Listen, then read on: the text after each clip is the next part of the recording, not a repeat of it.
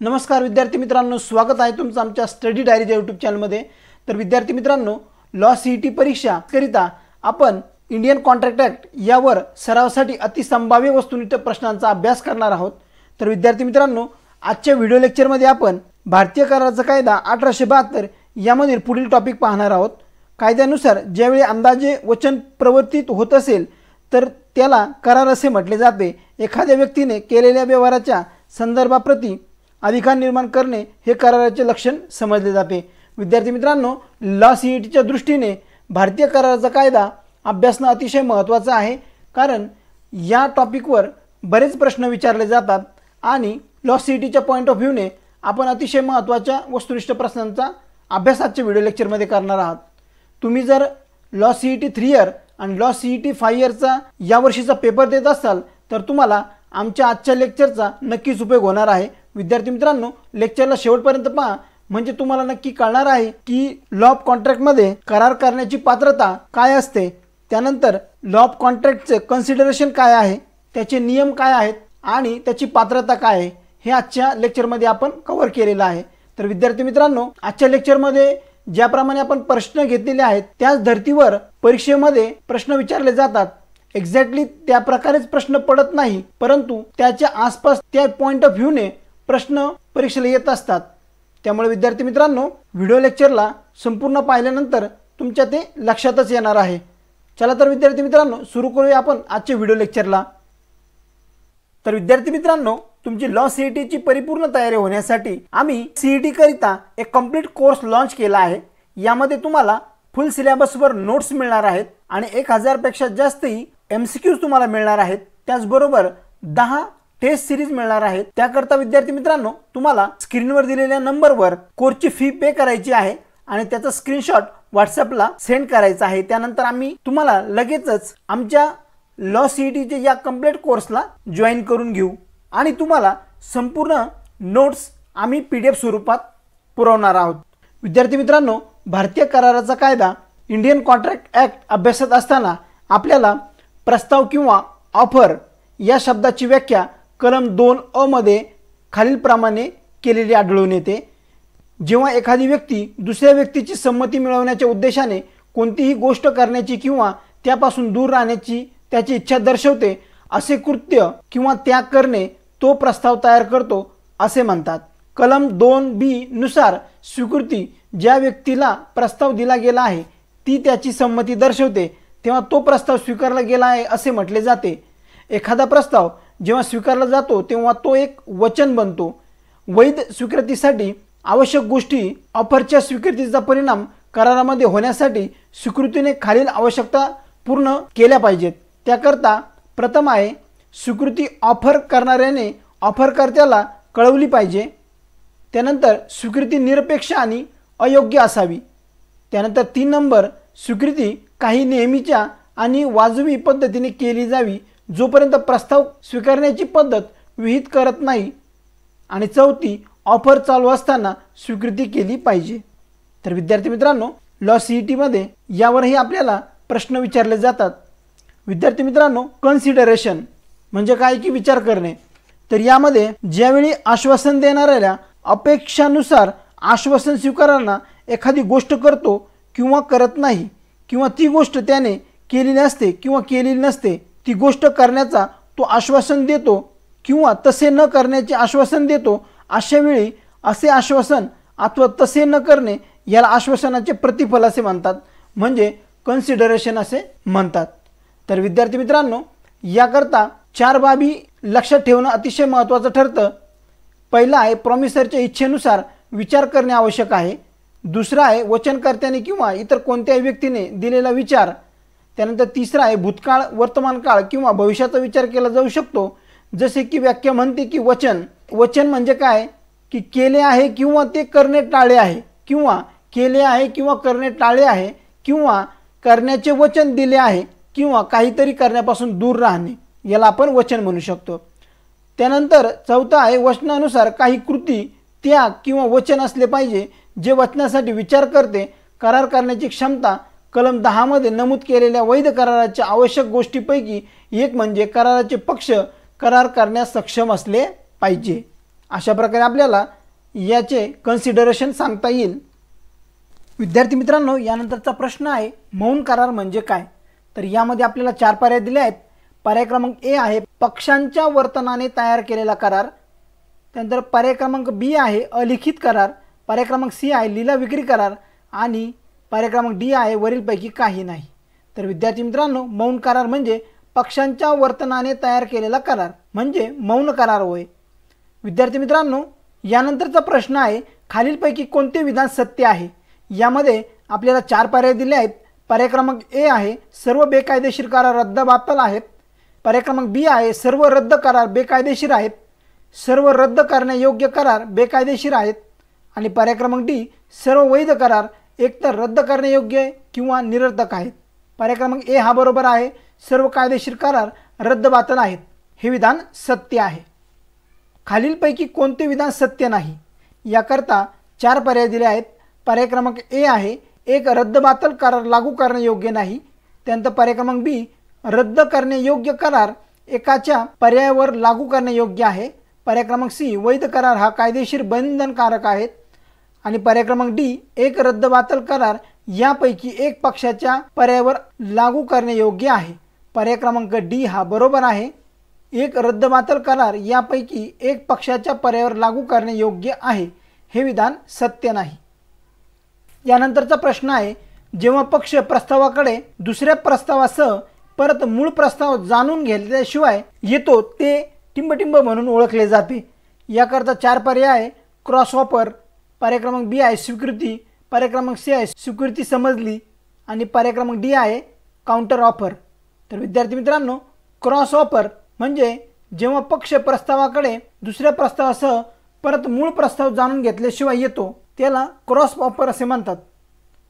यानंतरचा प्रश्न आहे ऑफर मिळाल्यानंतर ऑफर स्वीकारण्याऐवजी प्रस्तावात काही अटी लागू केल्या आहेत ज्या मूळ ऑफरमध्ये बदल करण्याचा परिणाम तो म्हणून टिंबटिंब ओळखला जातो। या प्रश्नासाठी 4 पर्याय आहेत। पर्याय क्रमांक ए क्रॉस ऑफर, पर्याय क्रमांक बी स्वीकृती, पर्याय क्रमांक सी स्वीकृती आणि पर्याय क्रमांक डी काउंटर ऑफर। तर विद्यार्थी मित्रांनो, या प्रश्नाचं योग्य उत्तर आहे पर्याय क्रमांक डी। ऑफर मिळाल्यानंतर ऑफर स्वीकारण्याऐवजी प्रस्तावात काही अटी लागू केल्या आहेत ज्यात मूळ ऑफरमध्ये बदल करण्याचा परिणाम तो काउंटर ऑफर म्हणून ओळखला जातो।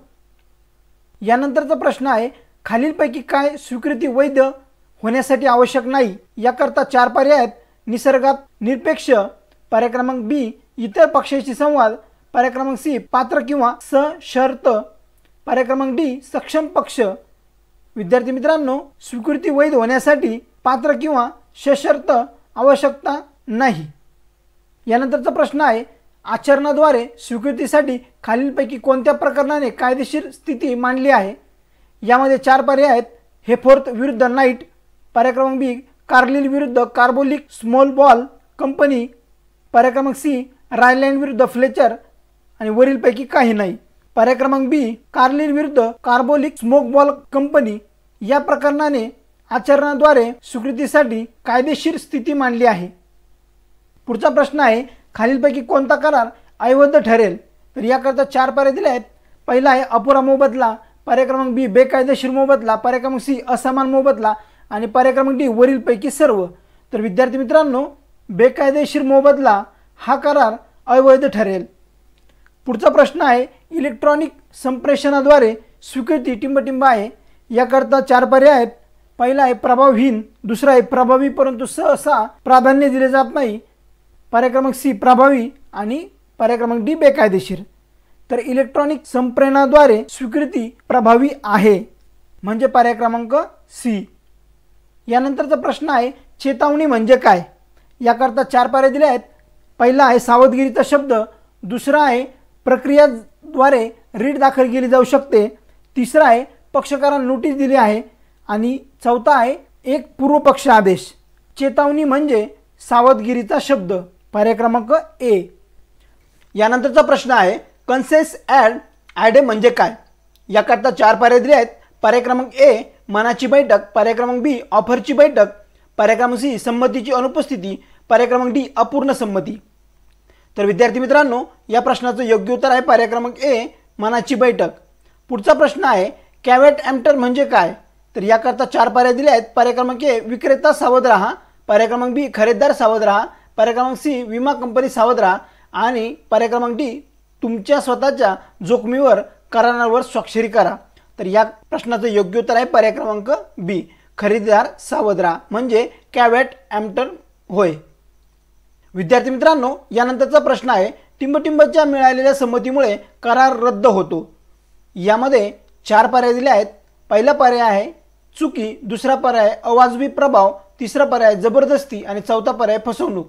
तर विद्यार्थी मित्रांनो, चुकीच्या मिळालेल्या संमतीमुळे करार रद्द होतो. यानंतरचा प्रश्न आहे बळजबरीमध्ये टिंबटिंब हे समाविष्ट आहे. यामध्ये 4 पर्याय दिले आहेत.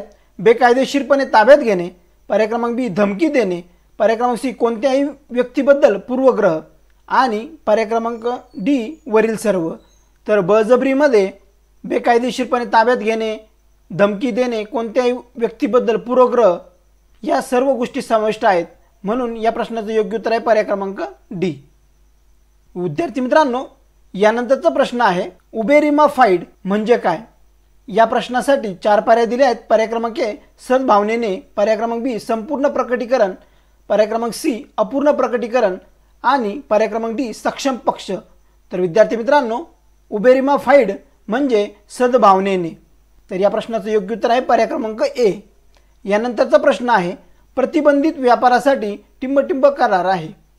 तर विद्यार्थी मित्रांनो, याकरता 4 पर्याय दिले आहेत. पर्याय क्रमांक ए अवैध, पर्याय क्रमांक बी रद्द करण्यायोग्य, पर्याय क्रमांक सी अपूर्ण आणि पर्याय क्रमांक डी निरपेक्ष. तर विद्यार्थी मित्रांनो, प्रतिबंधित व्यापारासाठी करार अवैध आहे, म्हणजे पर्याय क्रमांक ए. यानंतरचा प्रश्न आहे भारतीय करार कायदा 1872 टिंबटिंब यावर लागू होतो. याकरता 4 पर्याय दिले आहेत. पहिला आहे जम्मू आणि काश्मीर वगळता संपूर्ण भारत, त्यानंतर दुसरा आहे केंद्रशासित प्रदेश वगळता संपूर्ण भारत, पर्याय क्रमांक सी स्वच्छेने असलेली राज्य वगळता संपूर्ण भारत आणि पर्याय क्रमांक डी संपूर्ण भारत. तर विद्यार्थी मित्रांनो, भारतीय करार कायदा 1872 हा जम्मू आणि काश्मीर वगळता संपूर्ण भारतात लागू होतो, पर्याय क्रमांक ए. विद्यार्थी मित्रांनो, यानंतरचा प्रश्न आहे टिंबटिंब दखलपात्र आहे. याकरता 4 पर्याय दिले आहेत. पर्याय क्रमांक ए जामीनपात्र गुन्हा करणे, पर्याय क्रमांक बी दिवाणी खटल्याची दाखल करणे, पर्याय क्रमांक सी न्यायिक ज्ञान जागृत करणे, पर्याय क्रमांक डी वरील काही नाही. तर या प्रश्नाचं योग्य उत्तर आहे पर्याय क्रमांक सी न्यायिक ज्ञान जागृत करणे दखलपात्र आहे. यानंतरचा प्रश्न आहे खालीलपैकी कोणते विधान सत्य आहे. यामध्ये 4 विधान दिलेले आहेत. पहिलं विधान आहे करारामध्ये आवश्यक असलेली चुकीमुळे करार अवैध होतो, पर्याय क्रमांक बी कायद्याच्या चुकीमुळे करार रद्द होतो, पर्याय क्रमांक सी करारासाठी आवश्यक असलेली चूक करार रद्द करण्यायोग्य असते आणि पर्याय क्रमांक डी कायद्याच्या चुकीमुळे करार रद्द करता येतो. तर विद्यार्थी मित्रांनो, यापैकी पर्याय क्रमांक 1 करारामध्ये आवश्यक असलेली चुकीमुळे करार अवैध होतो हे विधान सत्य आहे. यानंतरचा प्रश्न आहे खालीलपैकी कोणते चुकीचे चित्रण आहे. यामध्ये 4 पर्याय दिले आहेत. पर्याय क्रमांक ए वस्तुस्थितीचे अनावधानाने चुकीचे विधान, पर्याय क्रमांक बी निर्दोष विधान, पर्याय क्रमांक सी वस्तुस्थिती जाणून बुजून लपवणे, पर्याय क्रमांक डी वरील सर्व. तर विद्यार्थी मित्रांनो, खालीलपैकी वस्तुस्थितीचे अनावधानाने चुकीचे विधान, निर्दोष विधान आणि वस्तुस्थिती जाणून बुजून लपवणे हे चुकीचे चित्रण आहे. यानंतरचा प्रश्न आहे खालीलपैकी कोणती व्यक्ती करार करण्यास सक्षम नाही. यामध्ये 4 पर्याय दिले आहेत. पहिला पर्याय अस्वस्थ मन असलेली व्यक्ती, दुसरा आहे अल्पवयीन, तिसरा आहे करार करण्यास अपात्र व्यक्ती आणि चौथा आहे वरील सर्व. तर विद्यार्थी मित्रांनो, अस्वस्थ असलेली व्यक्ती, त्यानंतर अल्पवयीन आणि करार करण्यास अपात्र व्यक्ती या तीनही व्यक्ती करार करण्यास सक्षम नाही. म्हणून या प्रश्नाचं योग्य उत्तर असणार आहे पर्याय क्रमांक डी. यानंतरचा प्रश्न आहे टिंबटिंब ही कोणत्याही वैध कराराची पहिली क्रिया आहे. यामध्ये आपल्याला 4 पर्याय दिले आहेत. पहिला पर्याय ऑफर, दुसरा पर्याय स्वीकृती, तिसरा पर्याय मोबदला आणि चौथा पर्याय उत्पादन किंवा सेवा आणि 5वा पर्याय आहे सक्षम पक्ष. तर विद्यार्थी मित्रांनो, पर्याय क्रमांक ए हा बरोबर आहे. ऑफर ही कोणत्याही वैध कराराची पहिली क्रिया आहे. अशा प्रकारे विद्यार्थी मित्रांनो, आपण लॉ सीईटीच्या पॉईंट ऑफ व्ह्यूने जे महत्त्वाचे प्रश्न आहेत ते आपण पुढच्या लेक्चरमध्ये कव्हर करणार आहोत. तर विद्यार्थी मित्रांनो, तुम्ही जर लॉ सीईटी 3 इयर आणि लॉ सीईटी 5 इयरची तयारी करत असाल तर आमच्या या लेक्चर सिरीजला नक्की फॉलो करा आणि व्हिडिओ आवडला असेल तर लाईक करा, शेअर करा आणि चॅनलला सबस्क्राईब करा. धन्यवाद विद्यार्थी मित्रांनो.